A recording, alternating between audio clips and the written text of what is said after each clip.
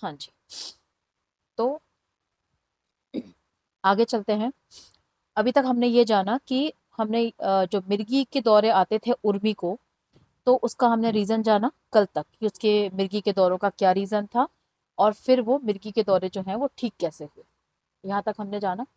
अब जानते हैं कि उर्मी जो है, उर्मी की लाइफ बहुत कम थी, और उस दिन जिस दिन उर्मी को मिर्गी का दौरा आया वो उसके जीवन का लास्ट डे था।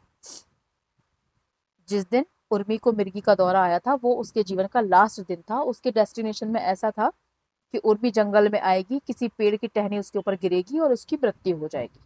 लेकिन चूंकि उर्मी को मातंग जनजाति की मुखिया की वाइफ के रूप में चुना जा चुका था, इसलिए हनुमान बाबा नहीं चाहते थे कि उर्मी की मृत्यु हो। तो वो उर्मी को कहते हैं कि आप एक काम करो, मैं आपको एक तरीका बताता हूँ। उर्मी को बता देते हैं वो कि आपकी जो है वो मृत्यु लिखी हुई है आज, लेकिन आप अपनी मृत्यु से बच सकती हो। तो वो कहती है कि ऐसा कैसे संभव है। अब इस कॉन्सेप्ट को थोड़ा ध्यान से समझना। हनुमान बाबा कहते हैं कि जब भी हमारे जीवन में कुछ भी होता है तो वो हमारी आत्मा को लेसन देने के लिए होता है। मतलब जिससे कि हमारा शरीर नहीं, हमारी आत्मा कोई लेसन सीखे। अगर हमारे जीवन में कोई दुख आ भी रहा है तो वो हमारी आत्मा को लेसन देने के लिए है, ना कि शरीर को। वॉइस क्लियर है कि नहीं है? है, वॉइस क्लियर है। तो हमारे सोल की ग्रोथ के लिए तो हनुमान बाबा कहते हैं कि अगर आपकी सोल को कोई लेसन सीखना है तो वो किसी भी शरीर के माध्यम से सीख सकता है ये लेसन। तो उन्होंने कहा कैसे? तो उन्होंने ये कहा कि पहले तो इस प्रश्न का उत्तर जानो कि ये देह में आत्मा है या आपकी आत्मा ने इस देह को कुछ समय के लिए चुना है। इस दोनों में से सही बात क्या है? सही बात यह है कि हमारी, आत्मा ने। हाँ, इस देह को चुना है। इसका मतलब ये है कि वो किसी भी देह को चुन सकती है।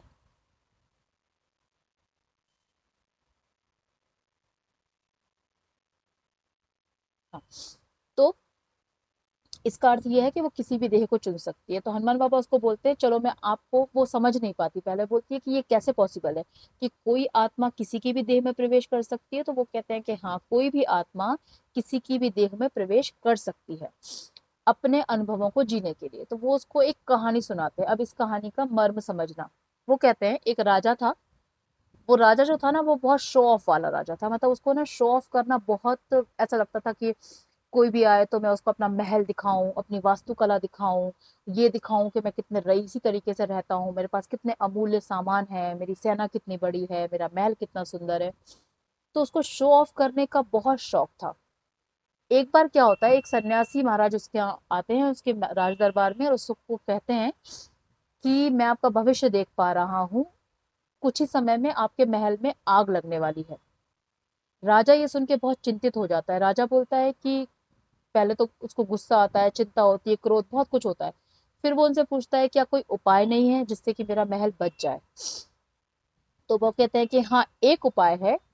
अगर आप कुछ दिनों के लिए अपना महल छोड़ दें, एक झोपड़ी में अपना निवास स्थान बना लें, और ये मान के चलें कि मेरा घर ये झोपड़ी है।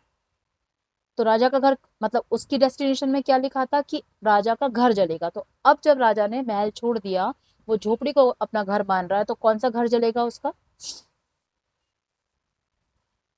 झोपड़ी, है ना, क्योंकि उस समय उसका घर जो है वो झोपड़ी है। तो वो कहते हैं यही आपके लिए एक तरीका है। लेकिन इसमें सबसे बड़ी दुविधा, ये तो आसान सा तरीका था कि राजा उस समय में, जिस समय उसके ग्रह नक्षत्र ठीक नहीं चल रहे, वो जाकर कहीं और शिफ्ट हो जाता। ये तो एक आसान तरीका था, कोई भी कर सकता था। इसमें जो सबसे क्रिटिकल चीज थी वो ये थी कि उस समय के दौरान जब तक कि ये घटना घट नहीं जाती, मतलब कि राजमहल जल के राख नहीं हो जाता, तब तक राजा को अपने महल के बारे में सोचना तक नहीं है। मतलब कोई भी भावनात्मक प्रेशर राजा के ऊपर नहीं होना चाहिए था। लेकिन ये असंभव सी बात है, क्योंकि तो उसको हर पल अपने राजमहल की याद आ रही थी, उसको हर पल राजमहल के बारे में चिंता हो रही थी। तो उसने बोला कि जो संत महाराज थे उनको बोला कि कोई और उपाय बताइए, क्या मैं ये महल का पूरा सामान हटा दूं, क्या महल में से सारी ऐसी चीजें हटा दूं जिससे आग लग सकती है, क्या करूं ऐसा। तो उन्होंने बोला कि देखो, जो सबसे आसान तरीका था वो मैंने आपको बता दिया, इससे आसान तरीका मेरे पास कुछ नहीं है, अगर आप नहीं कर सकते हो तो ये घटना घट के रहेगी। राजा सोचता है चलो मैं अपना दिमाग लगा लूंगा, कैसे भी करके अपने राजमहल को बचा लूंगा, पर ऐसा नहीं हो पाता। कुछ ऐसी घटना घटती है कि राजमहल जल के राख हो जाता है, क्योंकि राजा ना तो झोपड़ी में जाता है, ना उस महल के प्रति अपनी आसक्ति छोड़ता है। ठीक है।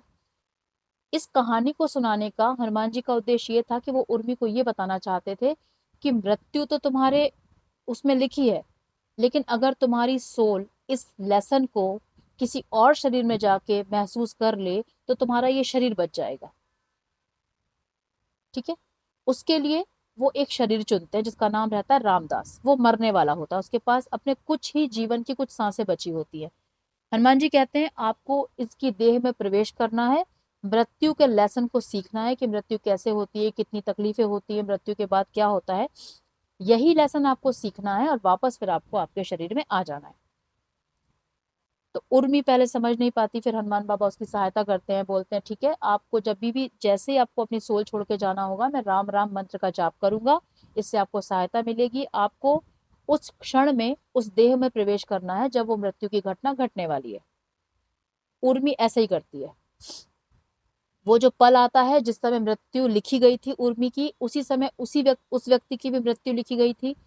उर्मी उसके शरीर में जाती है, मृत्यु की घटना को देखती है, मृत्यु की घटना को महसूस करती है, और उसका अनुभव जो है वो घट जाता है, मतलब उसकी सोल को जो एक्सपीरियंस करना था वो एक्सपीरियंस हो जाता है उसको, और वापस जो है वो अपने शरीर में आ जाती है। ये ये बुक में जो है वो इस घटना को बहुत डीपली और बहुत सारा लंबा एक्सप्लेन किया गया है। फिर क्या होता है कि जब ये घटना घट चुकी होती है तो जो मृत्यु के देवता होते हैं ना, यम, उनको गुस्सा आ जाता है। वो ये कहते हैं कि आप ये कैसा कर सकते हो, आप ये प्रकृति के कामों में बाधा डाल रहे हो, आप ये कैसा कर सकते हो। और वो काल के देवता पे भी गुस्सा करते हैं, बोलते हैं कि जब इसकी मृत्यु लिखी थी तो तुमने फिर इसको क्यों नहीं उठाया। अब इसको सुनना, इतना ब्यूटीफुली समझाया है बुक में। मृत्यु के तो जो देवता होते हैं वो ये कहते हैं कि आपने ये कहा था कि इस पल में मृत्यु यानी कि सोल का बॉडी से अलग हो जाना, यही मृत्यु है, यही मृत्यु है ना। तो उन्होंने कहा कि जब हम वो पल आया जब हमें उर्मी की आत्मा को उसके शरीर से अलग करना था, तब उर्मी की आत्मा उर्मी के शरीर में थी ही नहीं,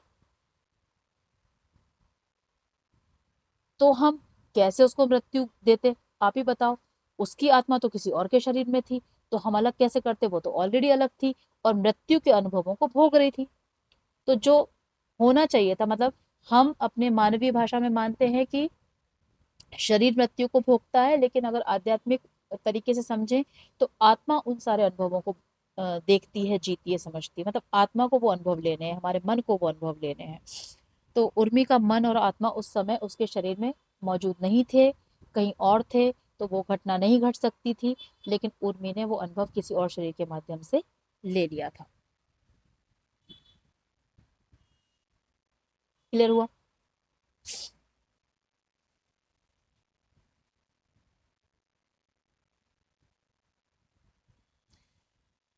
अब उन्होंने कहा, जैसे ही उर्मी वापस आती है अपने शरीर में, फिर वो बोलती हैं कि हनुमान जी बताते हैं उसको, उर्मी को, कि तुम्हारा ये जो जो भी प्रोसेस है ये कोई भी आत्मा कर सकती है, जैसे हम भी इस चीज को कर सकते हैं, इस एक्सपीरियंस को ले सकते हैं अगर हमारी आत्मा थोड़ी सी जागृत हो जाए तो। उर्मी से बात करते करते ना उर्मी कुछ ऐसी बातें करने लगती है। क्या कहती है वो उर्मी हनुमान जी को कि ये जो संसार में हो रहा है ना, मैं उसको बदलना चाहती हूँ। लोग जंगलों को काट रहे हैं, जंगलों में आग लगा रहे हैं, मुझे ये सब देखकर अच्छा नहीं लगता, मुझे दुख होता है, मेरा मन करता है कि मैं उनको सजा दूं। ऐसी बातें करती है। हनुमान जी क्या कहते हैं उससे कि देखो उर्मी, इस जाल में मत फंसो। हनुमान जी क्या कहते हैं कि उर्मी, इस जाल में मत फंसो कि इस संसार में कौन क्या कर रहा है। हम लोग भी कभी कभी ऐसे बातें करते हैं ना कि गवर्नमेंट ऐसा कर रही है, गवर्नमेंट को ऐसा नहीं, ऐसा करना चाहिए, हम इस गवर्नमेंट से खुश नहीं हैं, है ना, दुनिया में कितने बुरे बुरे लोग हैं, दुनिया में लोग एक दूसरे को धोखा देते हैं, है ना, ये सब बातें करते हैं, करते हैं। अब उन्होंने इसको अच्छे से समझाया कि देखो यहाँ पे दो बातें हैं, क्या हम ये सारी बातें करके कुछ भी परिवर्तन ला सकते हैं क्या? हमारी बात कौन सुनने वाला है? हमारी बात कोई सुनने वाला नहीं है। हम गवर्नमेंट में या किसी भी चीज में कोई भी परिवर्तन करने की क्षमता नहीं रखते। ठीक है, तो अभी जिस लेवल पर हम हैं उस लेवल पर ये सारी बातें करना बेकार है। ये सारी बातें करना कब सार्थक है? जब हम किसी बहुत ऐसे पद पर हों या हमारे हाथ में वो पावर हो, तब ये बातें करना हमारे लिए सही है। जब हमारे हाथ में पावर होती है, जब हमारे पास क्षमता होती है, तब हम उस सिस्टम का एक भाग होते हैं। ठीक है, तब हमारे लिए ये सारी बातों का कोई मतलब है, अन्यथा इन सब बातों का कोई मतलब नहीं है। जैसे ये इस बुक में नहीं लिखा है, हम आपको एक अलग तरीके से एक बात बता रहे हैं। जैसे आजकल कुछ लोग जो कि आध्यात्मिक रास्ते पर हैं, वो इस चीज का विरोध कर रहे हैं कि युवाओं को आध्यात्मिक रास्ते पर चलना चाहिए। वो कहते हैं कि युवाओं को आध्यात्मिक रास्ते पर नहीं चलना चाहिए, क्योंकि आध्यात्मिक रास्ते पर चलने के कुछ समय पश्चात आप ऐसे हो जाते हो कि आप किसी काम के नहीं रहते, आपका फ्यूचर खराब हो जाता है, ये और वो। देखो, जितनी भी बातें आध्यात्मिक रास्ते पर होती है ना, वो दोनों ही बातें सही होती हैं। ये बात भी सही है कि ऐसा भी है, लेकिन ऐसा भी सही है कि उसका भी एक अपना लेवल है। एक आध्यात्मिक व्यक्ति जिसकी आयु बहुत ज्यादा नहीं है, लेकिन वो आध्यात्मिक रूप से ग्रो बहुत कुछ कर चुका है, तो क्या उसको किसी नौकरी बिजनेस की जरूरत है, या वो अपने आप में बहुत पावरफुल सोल है और वो परिवर्तन करने की क्षमता रखती है? ये बात सच है ना,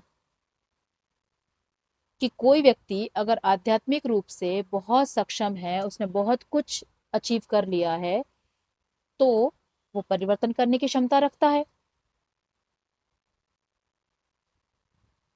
और एक सोल जो कि आध्यात्मिक रास्ते पर नहीं है, लेकिन वो, उसमें कुछ विशिष्ट गुण भी नहीं है, तो वो आध्यात्मिक रास्ते पर नहीं है, तब भी वो क्या अपने जीवन में बहुत कुछ उखाड़ लेगी?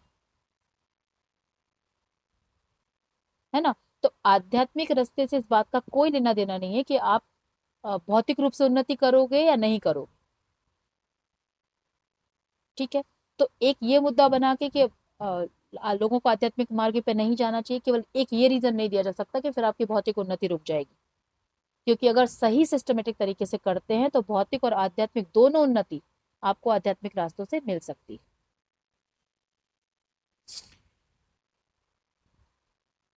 ठीक है,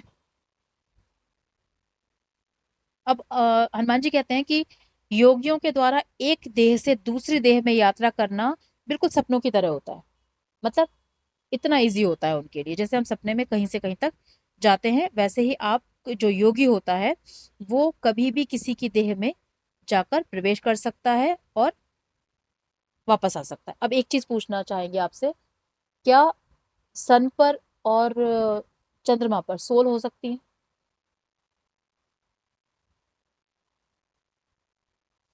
सूर्य पर, चंद्रमा पर, मंगल पर, जितने भी और ग्रह हैं उन पर सोल हो सकती है क्या, आत्माएं हो सकती हैं क्या? शायद हो सकती है माँ। हो रीजन? सकती है। कैसे? अ, कहीं मैंने सुना इस पे भी पोर्टल्स है जो एक डिफरेंट उसके वर्ल्ड, जो सूरज के प्रपंच और चंद्रलोक में जाने की पोर्टल्स है। I am not aware of that, just इसको आई हर्ड इट इसको समवेयर। सिंपल इसको सिंपल करते हैं कि